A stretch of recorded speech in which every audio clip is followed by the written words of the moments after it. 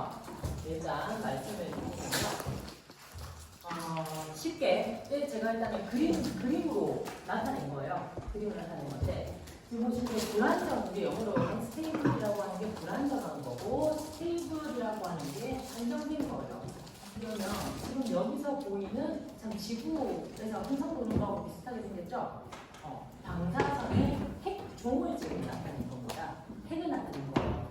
이 중간에 보이는 게 핵이고요. 지금 이 돌고 있는 것들이 전자들이에요. 쉽게 우리가 방사성 물질 또는 방사성 핵종이라고 하는 것은요. 제가 원자력 발전소를 예를 들어서 말씀을 드려볼게요. 우리가 전기를 생성을 시키는 데는요. 우라늄 250번대, 270번대 굉장히 고에너지가 농축되어져 있는 물질을 사용을 해서 전기를 생성을 해내요. 그게 무슨 말이냐면 그 우라늄이라고 하는 방사성 물질 자체가요.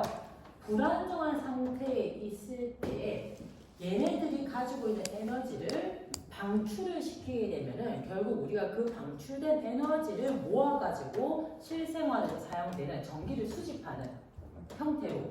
자, 그러고 나면은 안정된 상태로 바뀌게 됩니다. 그래서 우리가 그거를 그냥 편하게 전기로서 끌어당겨가지고 쓰고 있는 거예요. 그러면 우리가 방사성 핵종이라고 하는 걸 먼저 설명을 드려야 방사선이 무엇이다 이게 차례대로 갈 수가 있어요. 우리가 일반적으로 방사선이라고 하는 게 아까 제가 X선 말씀하셨잖아요. X선이라고. 광자가 맞아요. 광선이 맞아요. 광선이 맞는데 그 광선이라고 하는 것도 에너지 세기가 정해져 있어요. 정해져 있을 거예요. 그래서 가시광선이라고 들어보셨죠? 네. 그게 우리가 일반적으로 흔히 얘기하는 빛. 빛이 가시광선이에요. 지금 이 빛.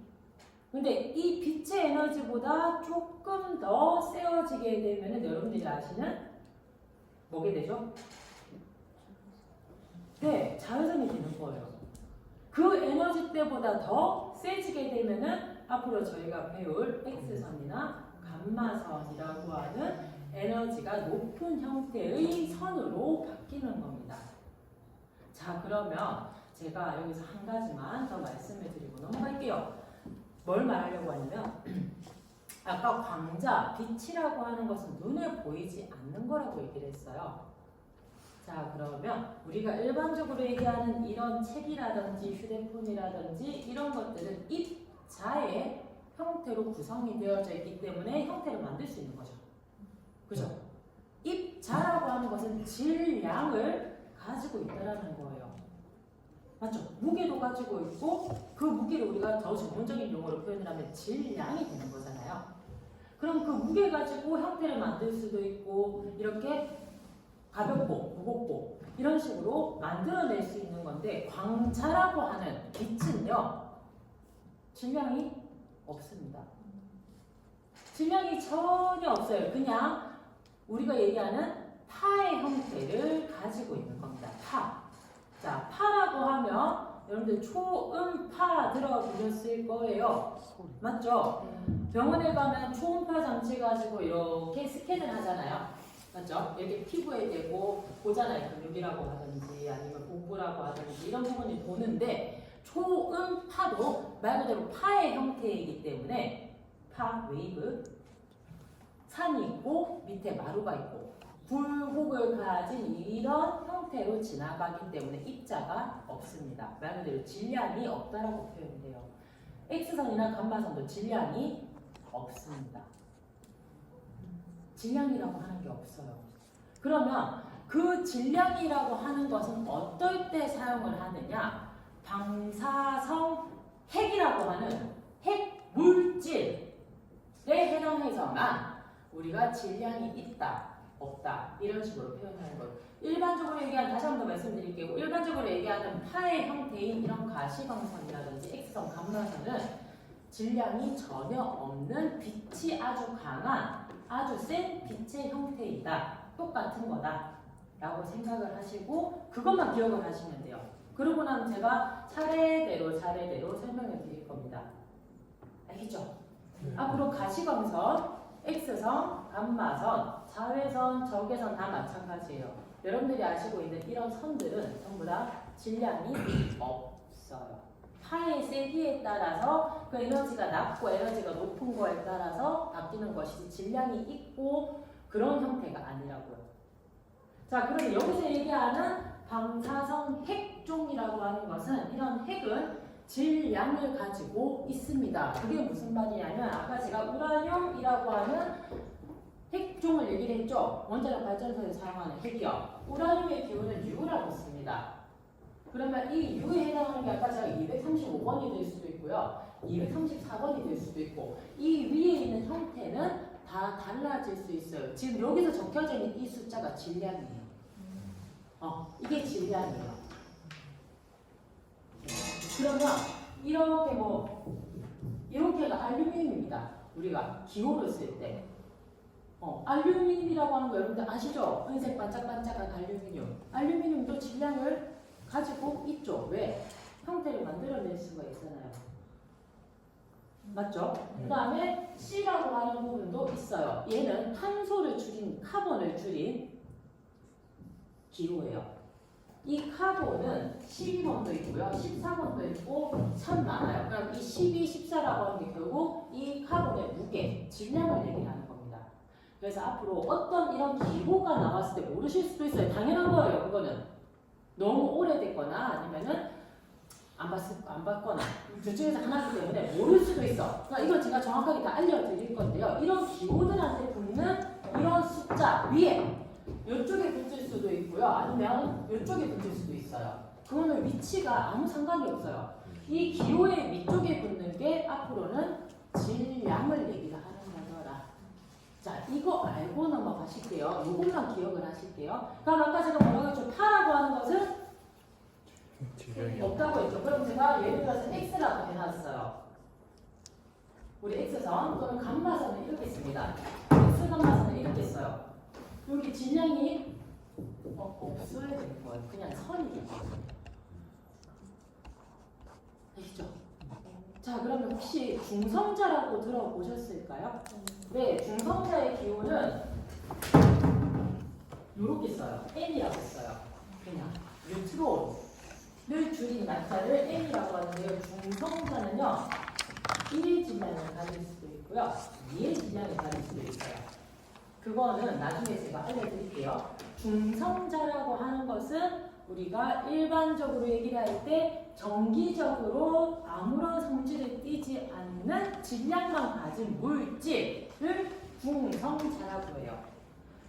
제가 요 앞에서 얘기할 때 핵이 지금 돌고 있는 게 뭐라고 얘기했죠? 전자들이라고 얘기했죠. 중성자는 전자가 없어요. 그냥 질량만 가지고 있어요.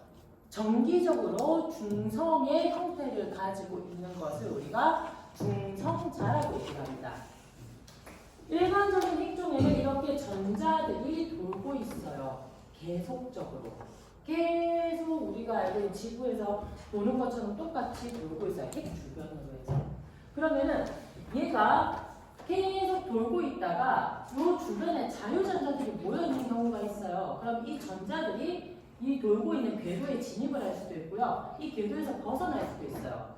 그래서 불안정한 상태라고 표현을 하게 되고요. 그럼 이 불안정한 상태에서 이 전자들이 다시 원래 지가 가지고 있는 형태로 그대로 유지를 하게 되면은 여기서 선을 방출을 하면서 안정된 상태로 돌아가게 되는 겁니다. 이때 방출되는 선을 우리가 방사선이라고 얘기를 해요. 방사선이라고 얘기해요. 그러면 이 불안정한 상태의 핵이 밖으로 방출되는 방사선의 세기는, 그 크기는, 힘의 양은 다 다르겠죠. 에너지가 달라지게 되는 겁니다. 여러분들 수소 들어보셨을까요? 네, 수소의 기호는 우리가 수소를 영어로 하이드로겐 또는 하이드로젠이라고 얘기를 하기 때문에 H라고 하는 단위를 쓰고 있어요. 우리가 H2O라고 얘기하는 게 결국 물이죠. 그래서 수소 2개, 산소 1개가 모였을 때를 우리가 물이라고 얘기를 하게 되는데, 이 수소 같은 경우에도 질량이 있습니다. 한 개의 질량을 가지고 있어요. 1가 제로 이런 식으로. 이거 나중에 제가 설명을 드릴 거니까 이 수소라고 하는 것도 질량을 가지고 있다. 그래서 모든 물질들, 입자들을 가지고 있는 것들은 물질에서 다 질량이 있다고 생각을 하시면 돼요. 그거까지만. 요거 중요한 건 일단 질량 얘기를 한 거예요, 제가. 산은 질량이 없고 일반적으로 얘기하는 물질들은 전부 다 질량을 가지고 있다. 를 말씀드리는 거고요.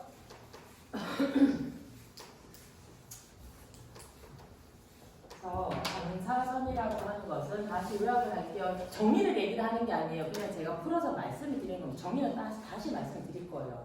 일단 방사선이라고 하는 것은 불안정한 핵종이 방출을 하는 선을 우리가 방사선이다라고 생각을 하시면 될 것 같아요. 불안정한 상태의 핵종이 에너지를 방출을 할 때 이 핵은 안정된 상태로 바뀌게 되는데요. 그때 방출되는 선을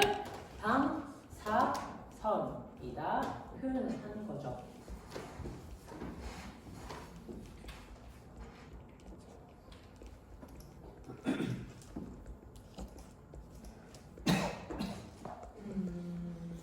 이거는 지금 부분은 아닌 것 같고. 자, 그래서 우리가 흔히 얘기하는 방사선이라고 하는 거는요. 이렇게 두 가지로 나뉩니다. 인공적으로 만들어진 방사선. 아까 얘기했던 원자력 시설 있죠? 원자력 발전소에서 만들어지는 인공 방사선. 그 다음에 대기전 지금 이 사는 이 공간에도 방사선이 있어요. 방사선이 있습니다. 그게 뉴스에서 한번 떠들어졌던 게 라돈. 아마 들어보셨을 거예요. 대진 침대 때문에 굉장히 난리가 났었죠. 침대에다가 원석을 넣어가지고 근데 그 원석, 돌을 깨가지고 좋을 거라고 침대를 만들었는데요. 매트리스에 넣어가지고 만들었는데 그 돌에서 만들어지는 게 라돈가스를 방출을 시킨 거예요. 라돈은요, 우리가 알파선이라고 그냥 편하게 들으세요. 전문적으로는 뒤에 넘어가서 얘기를 할 겁니다. 그 침대에 들어가 있는 돌을 깨부숴서 만들어낸 침대가요.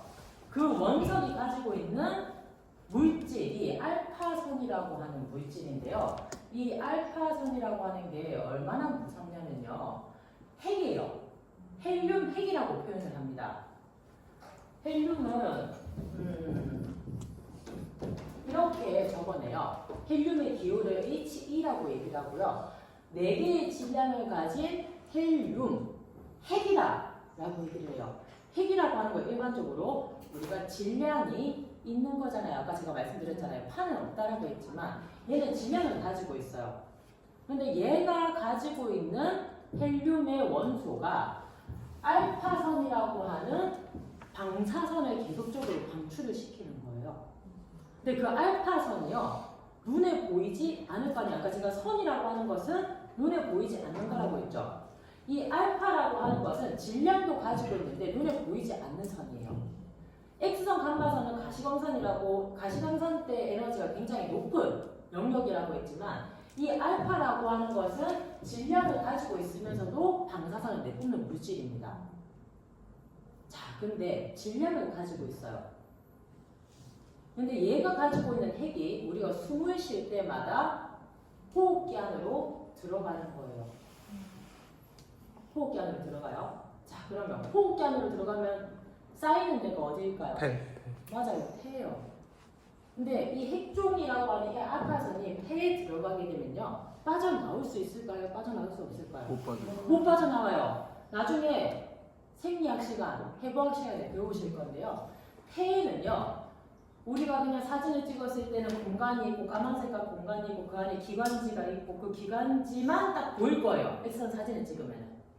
근데 그게 아니라 우리 폐 구조에서는요.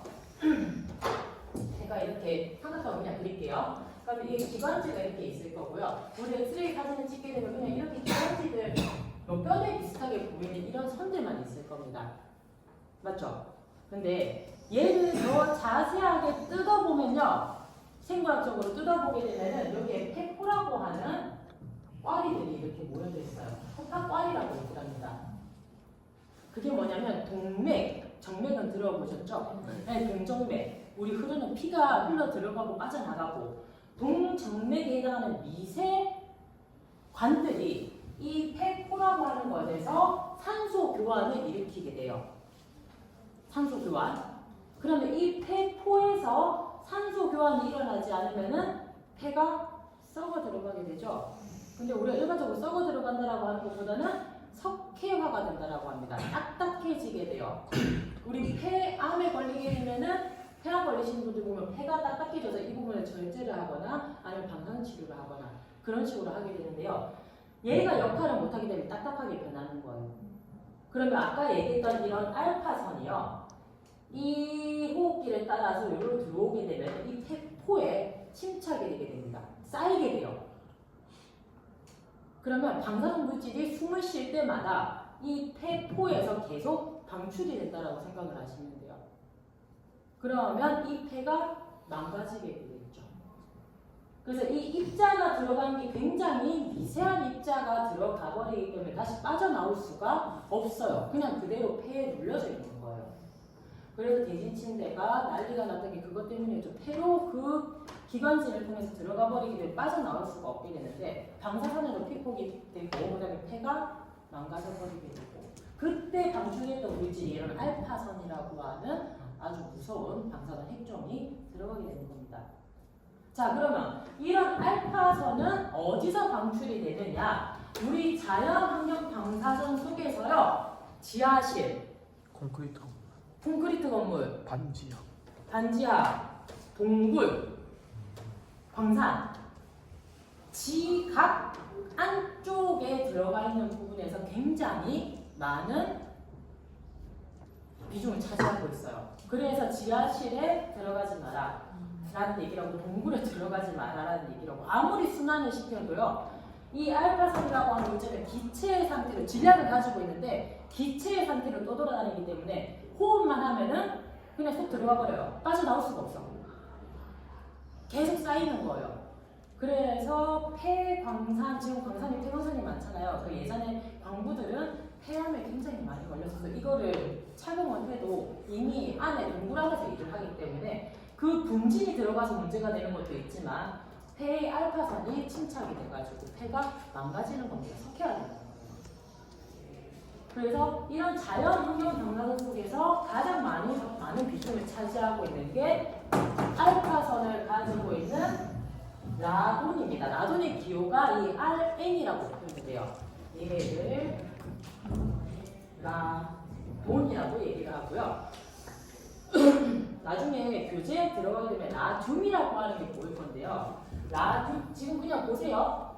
RA라고 적혀져 있는 게 이게 라듐이라고 하는 물질이에요. 얘가 붕괴가 되면 방사선 핵종이 안정화되게 되면 라돈이라고 하는 기체를 방출을 시키는 겁니다. 이 라돈 기체가 우리가 알파선이라고 똑같이 보시면 돼요. 이렇게 얘기를 하는 거예요. 근데 일반인들한테 이 라듐이 어떻게 되고 라돈이 어떻게 되고 이거를 못하니까 얘기는 못하니까 그냥 라돈가스를 방출하는 알파선, 대진침대, 문제 이런 식으로 얘기를 했다라는 거죠. 그래서 가장 큰 문제가 됐던 게 이 알파선에 해당하는 부분.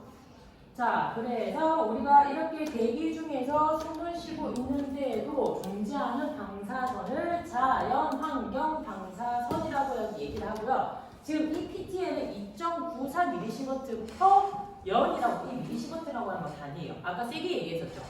맞죠? 양을 나타내는 단위 나중에 보실 건데요. 그 양을 나타내는 단위를 이런 식으로 쓰고 있습니다. 지금은 어려워요. 나중에 저하고 보시면 돼요. 그 양을 나타내는 단위에다가 연간 이 정도의 양을 우리가 받고 있다라는 거예요. 그냥 실생활에 살아가면서. 근데 이거는 아주 높은 수치고요. 솔직히 얘기하면은 연간 받는 자연 방사선이라고 하면 약 2.4mSv/연이라고 표현을 합니다. 수치가 조금 내려가요. 저 수치가 지금 올라가 있는 거는 최대치를 얘기를 하는 거고요. 평균치를 얘기를 하면은 2.4mSv 정도가 연간 우리가 숨 쉬면서 받고 있다는 거죠. 그렇게 하는 거예요.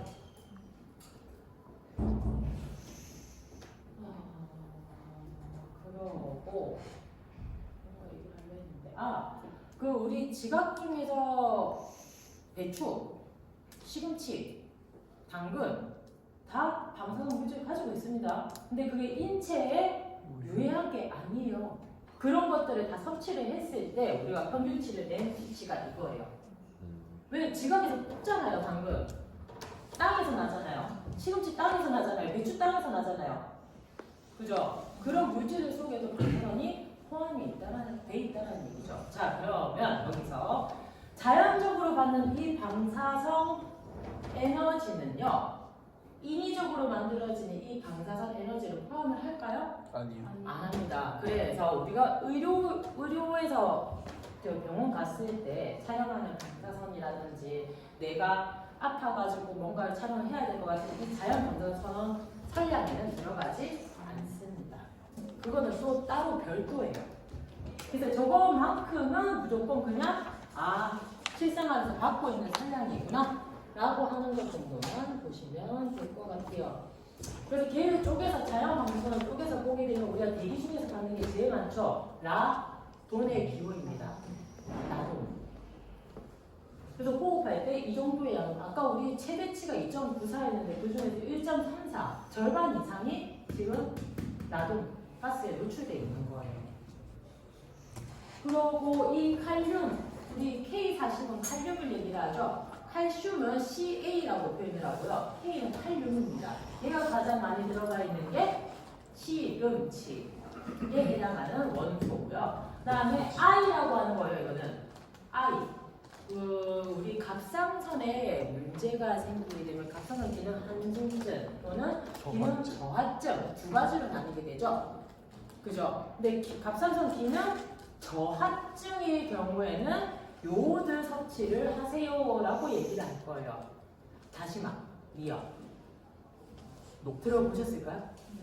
네, 다시마, 미역. 이게 요오드라고 하는 물질이 많이 함유되어져 있는 물질을 가지고 기능 저하증인 사람은 먹어주면 좋은데 기능 항진증, 말 그대로 갑상선의 기능이 너무 활발해가지고 얘를 다운시켜야 될 경우에는 그런 거 먹으면 안 된다라고 하죠. 억패류, 해조류 이런 거 먹으면 안 된다라고 얘기해요.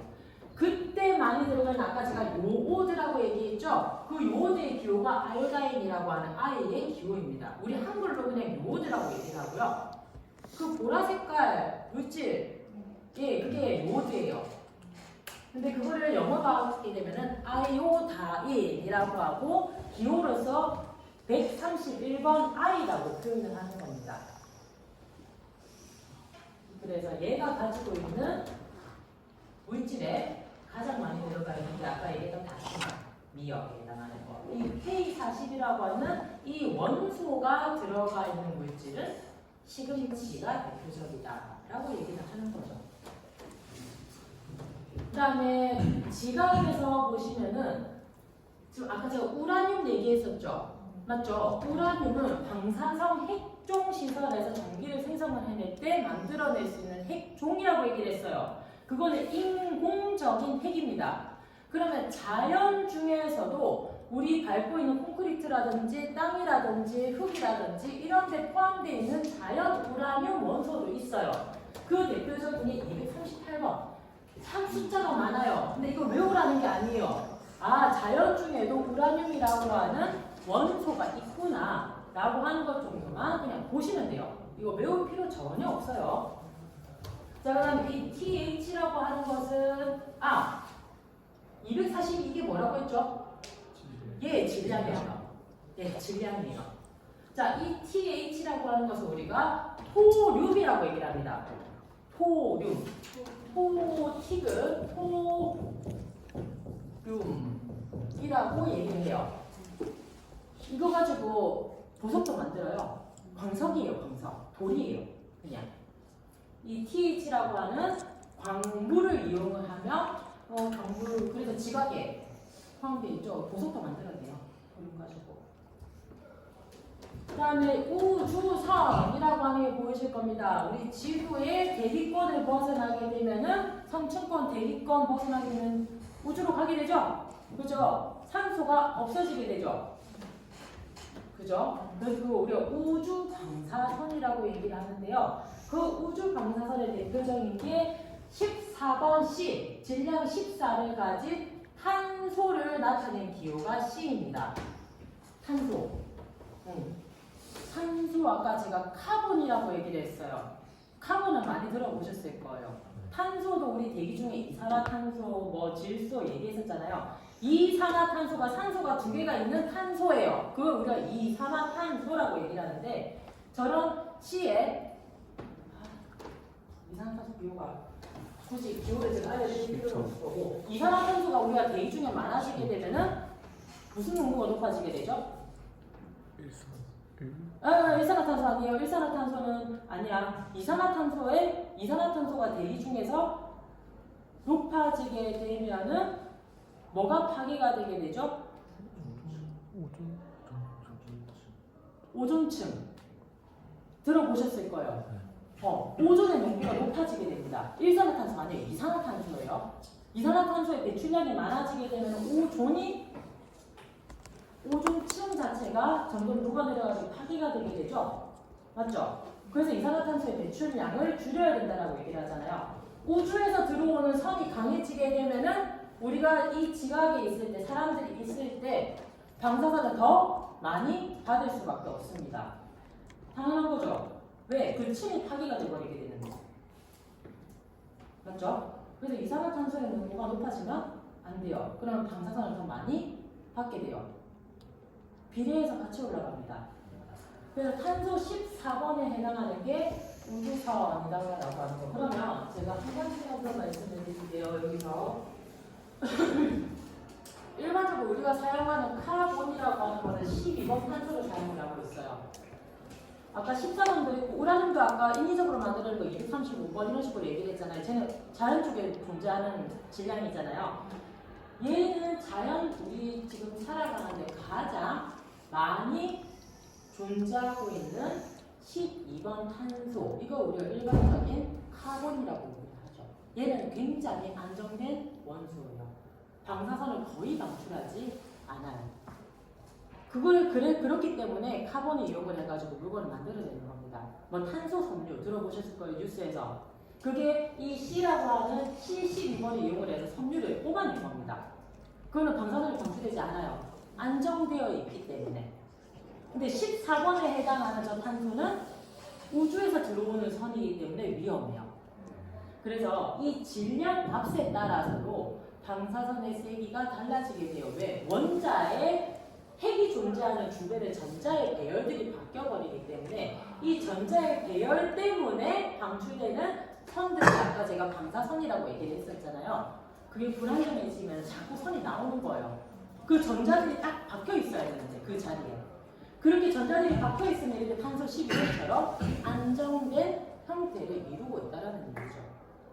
그래서 우리가 자연 방사선을 뜯어보게 되면 이런 식으로 구성이 되고 있다라고 하는 것 정도나 이게 만약에 국가고시 시험 문제에서 나와요. 원소의 기호는 나중에 방사선 생물학과는 저하고 하실 겁니다. 물론 이런 기호들 제가 다 알려드릴 건데요. 그거는 나중 문제이고 만약에 이 페이지에서 방사선 국가고시 시험 문제 나온다라고 하면은 대기 중에서 가장 많이 받는 방사선 물질은 요거 하나.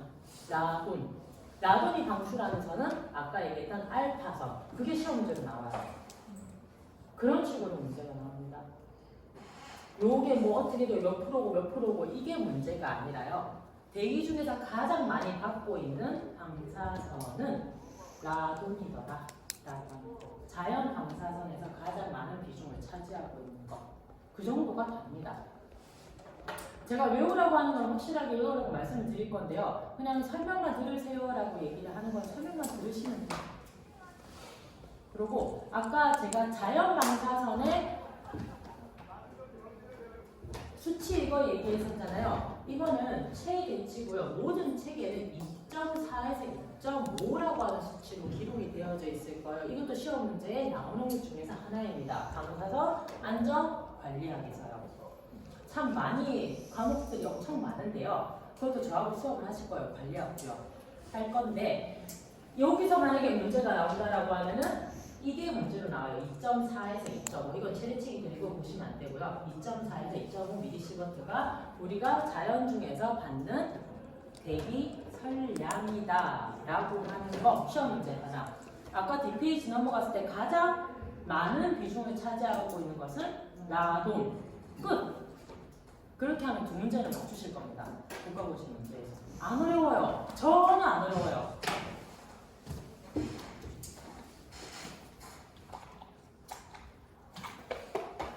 그래서 앞서 말씀드렸다시피 방사선이 응용되는 분야는 이렇게 의료용 그리고 산업용 두 가지로 이루어진다. 이게 태산을 찍는 사진이죠. 이 참 옛날 기계인데요. 요새는 이렇게 안 되겠죠. 그냥 평평한 판에다가 놔두고 숨 들여 마시고 숨 참으세요. 끝. 맞죠? 그때 방출되는 방사선의 시간이 어느 정도 될까요? 10초. 숨 들여 마시고 숨을 꾹 참으세요. 15초. 어이구 15초 하면 큰일 나요. 엄청 큰일 나요. 자, 말하고 자 방사선사가 말을 해요. 숨 들여 마시고 숨 참으세요. 3초. 하고 순간적으로 탁 누르는 시간은 약 0.1초. 그 사이에 방사선이 슛 나가고 영상 얻어지고 끝. 그 왜 서 있냐면요. 영상이 잘 나오는지를 확인하려고 하는 거예요. 실제로 방사선이 방출되는 시간이 0.1초밖에 안 돼요. 더 짧은 경우도 있어요. 장치가 더 좋게 되면은. 그래서 여러분들이 가가지고 안고 있는 시간은 그 정도로 길 수가 있는데요. 실제로 방사선이 방출되는 시간은 0.1초에서 0.15초면은 충분히 영상 하나가 만들어진다라고 하는 거. 굉장히 짧은 시간이죠.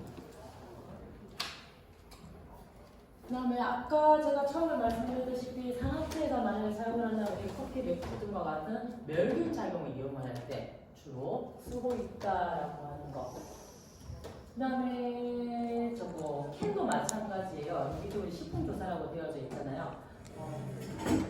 혹시 옥수수 O 정확하게 잘 모르시죠? 명칭이 기억이 안 나는데 OM이라고 하나요? OEM이라고 하나요?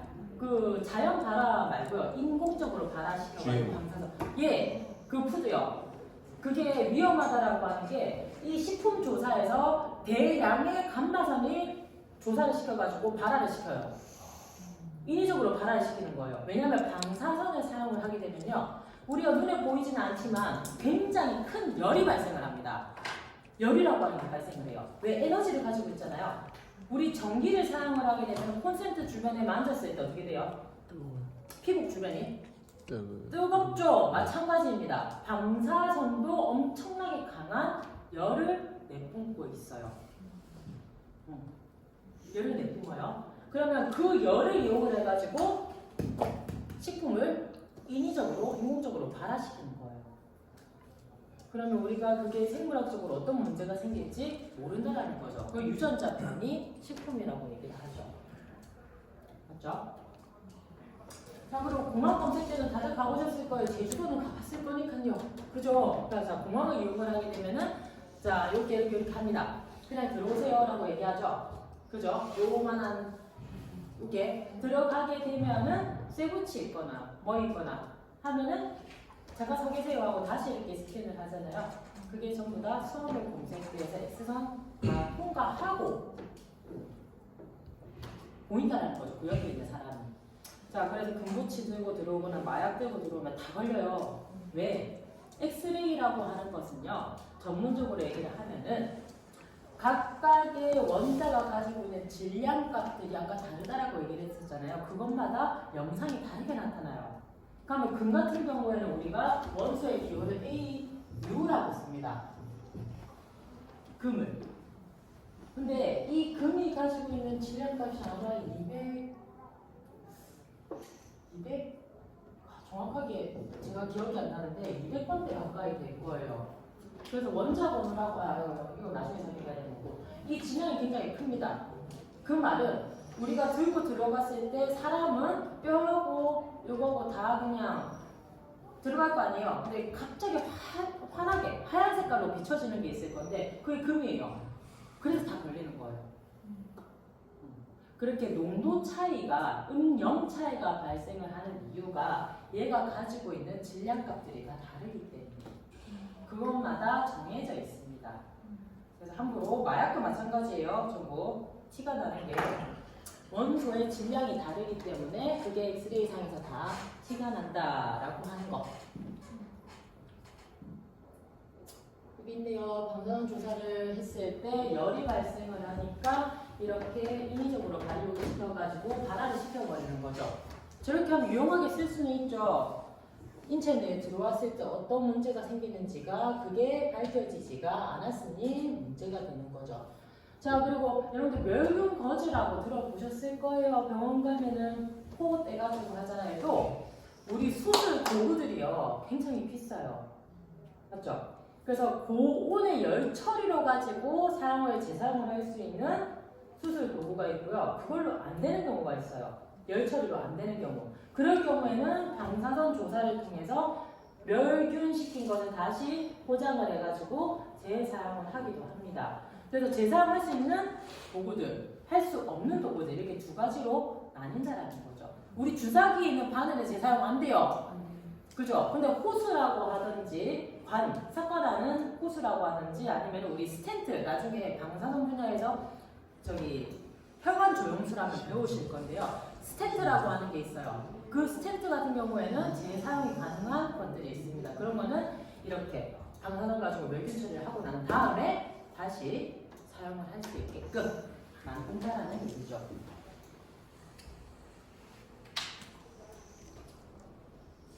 자, 그리고 요거. 자, 그래서 방사선이 무조건 인체에 해롭기만 할까라고 하는 부분에 대한 얘기인데요. 자, 여러분들 생각은 어떠세요?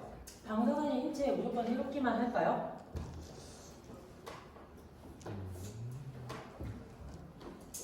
해롭기만 하면 살아갈 수가 없어요. 그죠? 그래서 아까 제가 처음에 말씀드렸다시피 잘 사용하면은 방사선은 잘 쓰여질 거예요. 근데 걔를 너무 무작위적으로 사용을 하게 되면은 분명히 문제가 생길 겁니다. 그걸 얘기를 하는 거고요. 자, 우리 혹시 운동선수들이 방사선 호르메시스 또는 방사선 호메시스라고 하는 것을 뉴스에서 한두 번씩 떠들었을 건데요. 목걸이 차는 거. 예전에 그게 문제가 됐어요. 그게 방사선이 나오는, 진짜 호랑이 방사선이 나오는 목걸이를 차고 했었거든요. 근데 그게 실제로 밝혀진 바는 없어요. 그게 좋다, 나쁘다, 인체에 유익하다, 무해하다 라고 하는 거는 밝혀진 게 없는데 사실 인체에다가 방사선 물질을 들고 하면 좋을 게 뭐가 있겠어요. 우리 대기 중에도 방사선이 지금 나오고 있는데 맞잖아요. 그래서 그게 운동선수들은 좋다. 근데 일반인들은 안 좋다. 전문가들도 하지 않는 게 좋다. 뭐 이런 얘기를 했었는데요. 자, 그런 효과들을 우리가 전문적인 용어로 방사선 호메시스 또는 호르메시스라고 얘기를 합니다. 그것도 저하고 방사선 생물학 시간에 같이 하실 거예요. 방사선이라는 게 무조건 위험한 것은 아니다. 이런 연구들도 많이 하고 있고요. 그래서 여기서부터는 자, 봐야 되는데 이거 아직 완전히 들어가지도 않았는데 요거까지만 설명드리고요. 오늘은 점심 식사를 하러 가세요 하고 1시까지만 들어오시면 됩니다. 자, 아까 했던 거 제가 한 번 더 요약을 해보는 거예요. 다 그림으로만 되어 있었잖아요. 근데 이거 제가 바깥에 빼놨거든요. 필요하신 분은 그대로 편이 되니까 가져가시면 돼요. 아, 과대가 누구신지 정해지셨을까요? 아직 정하셨군요. 그러면 제가 전화번호 적어놓은 거일 테니 과대분이 정해지면 꼭 저한테 좀 연락을 해주세요. 문자로라도 보내주세요. 아까 최대 설량이 2.94mS라고 얘기했는데 위에 보세요. 빨간색으로. 자연 중에서 존재하는 방사선의 헐량은 얼마? 2.4mS. 이게 시험 문제에 나온다라고 얘기를 했었죠. 그래서 저도 빨간색으로 줄을 끊어놓은 겁니다. 시험 문제 나오니까 안전관리학 시험 문제. 그것도 1번으로 문제가 나오니까요. 그리고 그 중에서 가장 많은 비중을 차지하고 있는 게 공기. 아까 뭐라고 했죠? 라돈이라고 하는 물질이 공기 중에서 가장 많이 들어가 있는 것 중에 하나입니다. 자, 그리고 우리 북극하고 남극 얘기를 하고 있는데요. 적도라고 하죠. 태양하고 가장 가까이 있거나 지구가 공전을 하잖아요. 맞죠? 그럼 바뀔 거 아니에요? 여기 돌 거 아니에요? 그러면 제일 꼭대기, 제일 아래에 있는 부분이 태양하고 굉장히 제일 가까울 겁니다. 그럼 태양에서는 여러분들 태양 폭발이 일어나죠? 맞죠? 팡 터지잖아요. 그때 방사선이 계속 방출이 돼요. 그럼 가장 많이 받는 것은 제일 꼭대기, 제일 아래, 태양하고 가까이 있는 지점, 우주하고 가장 가까이 있는 지점. 이 방사선을 제일 많이 받는다는 얘기죠. 그래서 저기 보시는 자연 방사선은 우리나라에서만 2.4라고 하는 기준치를 정해놓은 거지 다른 나라는 또 달라요. 왜? 위도가 다르고 경도가 다르고 각각이 계속 돌아가고 있기 때문에 평균 방사선량은 다 나라마다 다릅니다. 그래서 브라질 같은 경우에는 굉장히 기준 선량이 높아요. 우리나라는 2.4, 브라질은 약 8mC 정도가 될 거예요. 7, 8. 많이 받는데 평균은 5mC 정도가 되고 약 2배 이상 차이가 납니다. 그래서 어느 지역에 사느냐, 어느 나라에 사느냐에 따라서 저 연간 선량이라고 하는 거는 바뀌는 거고, 근데 우리나라에서 시험 보시기 때문에 2.4mC/라고 하는 기준이 되는 거죠. 그래서 인공방사선은 의료방사선, 핵실험, 원자력 발전, 일상생활 주변의 방사선들 우리가 만들어내서 뭔가를 사용을 할 때의 방사선을 인공방사선이다라고 앞으로 기억을 해주시면 돼요. 그래서 이렇게 분류를 하게 되면 자연, 의료용, 산업용, 원자력 발전소 참 많아요. 여기 보시면은 세계 인구 연평균 피폭 방사선량이라고 되어 있는데 피폭이라고 하는 글자 잠깐 보시면은 피폭이라고 하는 건 선량을 받는 거예요. 선량을 받는 겁니다. 근데 그게 그 선량을 받았을 때 나쁜 표현으로 피폭이라고 얘기를 해요. 그리고 선량을 받았다라고만 얘기를 하면 되는데요. 그게 인체에 들어왔을 때의 개념은요, 우리가 피폭이 되었다라고 표현을 하는 겁니다. 그래서 좋은 표현은 아니에요. 선량을 받았다라고 하는 것을 다른 표현으로 피폭이라고 얘기를 하는 거고요. 자, 보세요. 자연방사선은 어디도 들어가지 않습니다. 그러면 우리가 기준을 세워야 되는 거는 자연방사선을 제외를 한 나머지 선량들에 대해서만 생각을 해줘야 돼요. 보세요. 수치들 0.6, 0.002, 0.001 이하. 실제로 제일 위험한 게 어떤 거예요? 자연방사선을 제외하고 어떤 게 제일 위험해요? 원자력. 의료용이 제일 위험하죠. 맞죠? 수치 보세요. 점 단위 보세요. 원자력 발전소에서 나오는 방사선이 인체에 위해 이렇게 확률이 굉장히 적다라는 얘기예요. 엄청나게 낮다라는 거예요. 왜? 안전장치가 되어져 있기 때문에. 근데 의료용 방사선은 아까 제가 처음에 얘기했다시피 의사들의